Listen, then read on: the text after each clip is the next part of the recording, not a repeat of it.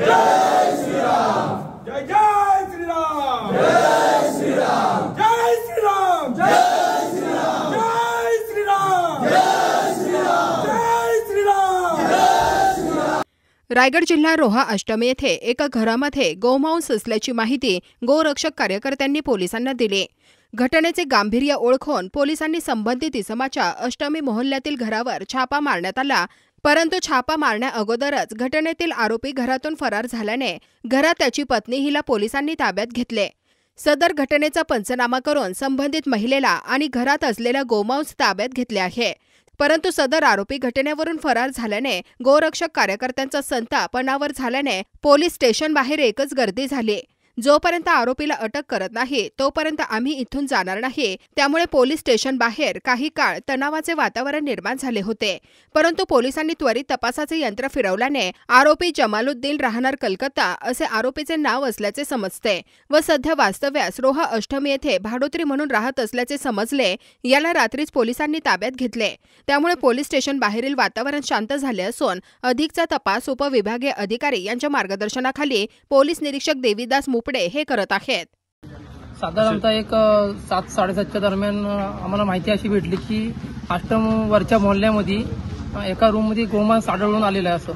तर त्या ठिकाणी आम्ही गेल्यानंतर जवळजवळ 3 किलो गोमांस तिथं आम्हाला त्या रूममध्ये भेटला आणि भेटल्यानंतर मग मुपडे साहेब असतील, PA साहेब, त्यांना आम्ही सदर जागेवरती बोलवलं आणि त्या इथला जो रहिवासी आहे, हा आमच्या संशयानुसार तो इथला रहिवासी नसून तो बांगलादेशचा रहिवासी आहे आणि त्याच्या रूममध्ये जवळपास 3 किलो गोमांस तिथं सापडलाय आणि याच्या आधी सुद्धा तो त्या रूममध्ये गोमांस घेऊन यायचा आणि हे प्रत्येक वेळ व्हायचं, पण ती टीप किंवा ती माहिती आपल्याला मिळत नव्हती।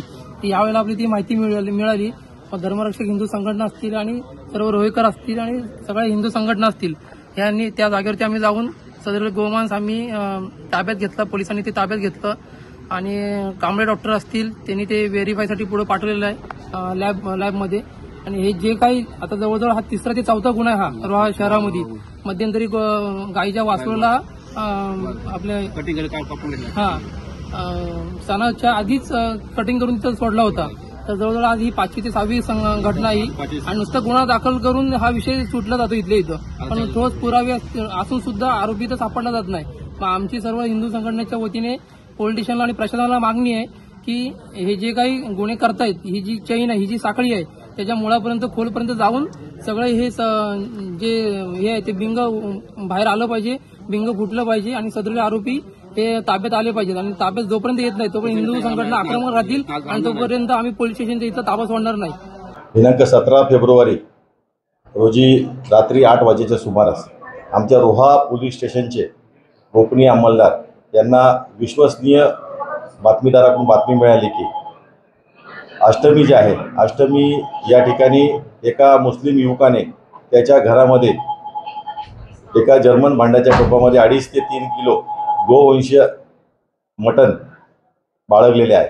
अशा इन्फॉर्मेशनवरून तात्काळ रोहा पोलीस स्टेशनचे अधिकारी व अंमलदार हे त्या ठिकाणी काही मिनिटातच पोहोचले। त्यांनी वैद्यकीय अधिकारी यांना तात्काळ पाचारण करून वैद्यकीय अधिकारी व 2 पंथांच्या समक्ष रितसर ते सॅम्पल जे आहेत मटणाचे ते ताब्यात घेतलेले आहेत आणि ते सॅम्पल हे फॉरेन्सिक लॅबला पुढील तपासणी कामी पाठवण्यात येत आहे।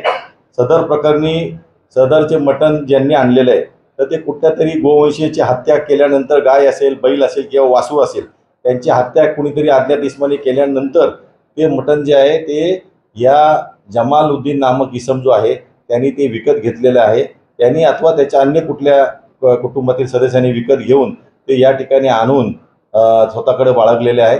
अशा इसमास आम्ही ताब्यात घेतलेला आहे, पुढील तपास करीत आहोत। आता ते नेमकी गोवंशी हत्या कोणी केली आहे आणि त्याने कुठल्या ठिकाणाहून मटण त्यांनी विकत घेतलेलं या सर्व गोष्टींचा डिटेलमध्ये इन्व्हेस्टिगेशन करून पुढील कारवाई करीत आहोत। तुम्ही पाहत आहात विस्टा न्यूज मराठी।